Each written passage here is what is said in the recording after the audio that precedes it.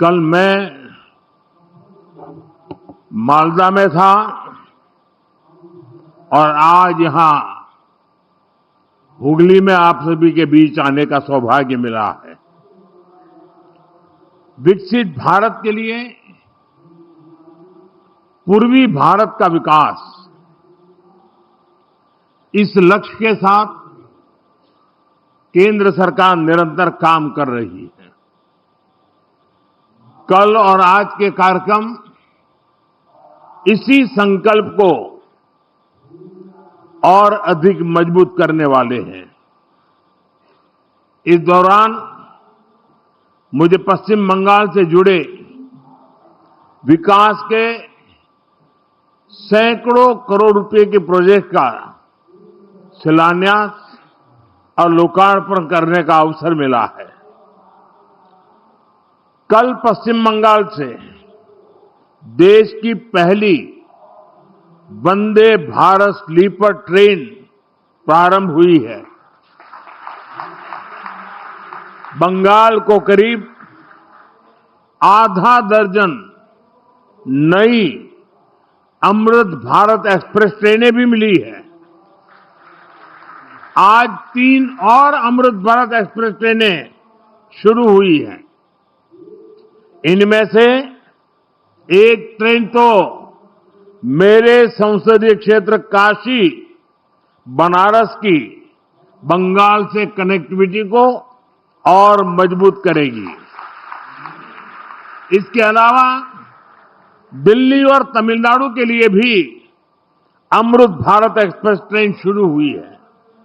यानी पश्चिम बंगाल की rail connectivity के लिए बीते 24 घंटे अभूतपूर्व रहे हैं।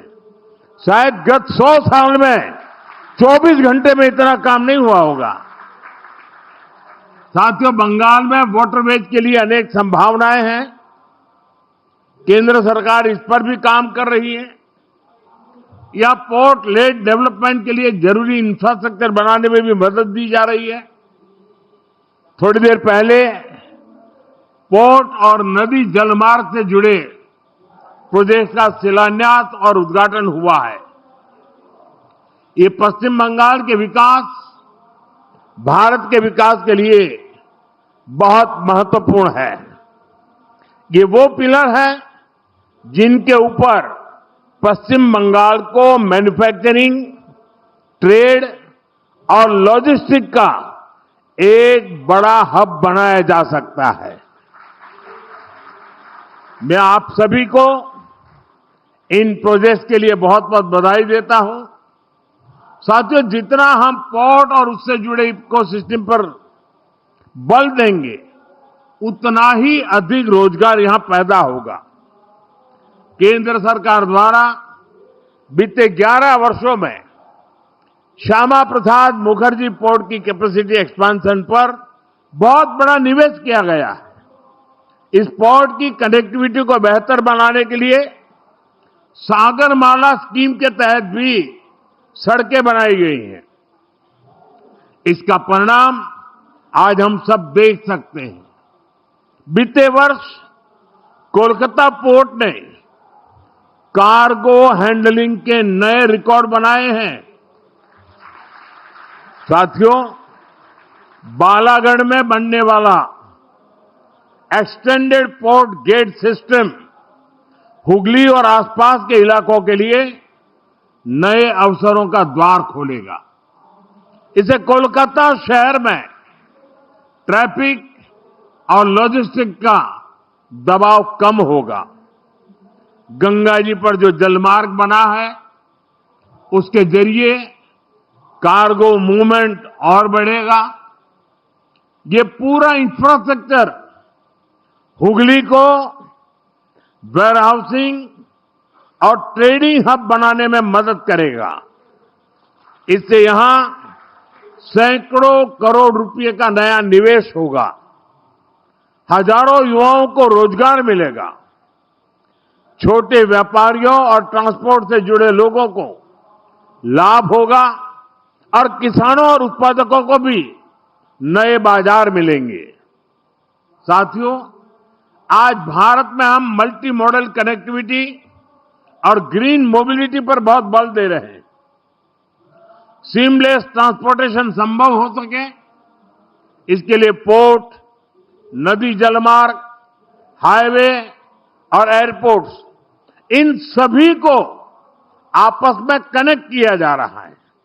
इससे लॉजिस्टिक कॉस्ट और ट्रांसपोर्टेशन में लगने वाले टाइम दोनों में कमी आ रही है। साथियों, हमारी कोशिश ये भी है कि हमारे ट्रांसपोर्ट के माध्यम नेचर फ्रेंडली भी हो। हाइब्रिड इलेक्ट्रिक नाव से रिवर ट्रांसपोर्ट और ग्रीन मोबिलिटी दोनों को बल मिलेगा। इससे हुगली नदी पर आवाजाही आसान होगी, प्रदूषण की समस्या कम होगी और नदी आधारित टूरिज्म को भी बल मिलेगा।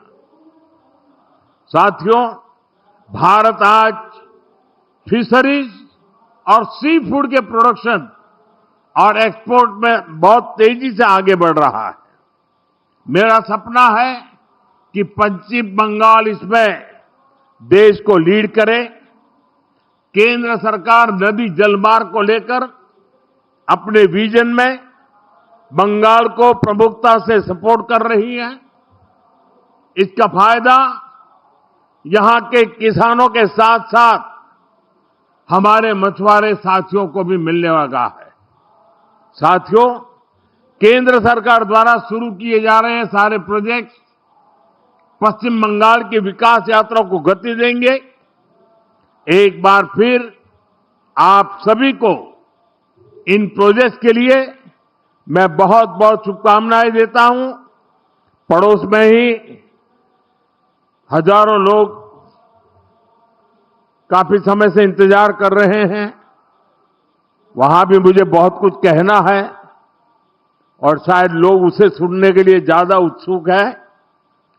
जरा खुलकर बातें वहां करूंगा और इसलिए यहां मैं मेरी वाणी को विराम देता हूं और मैं अगली सभा के लिए आप सबकी इजाजत लेकर के निकल रहा हूं।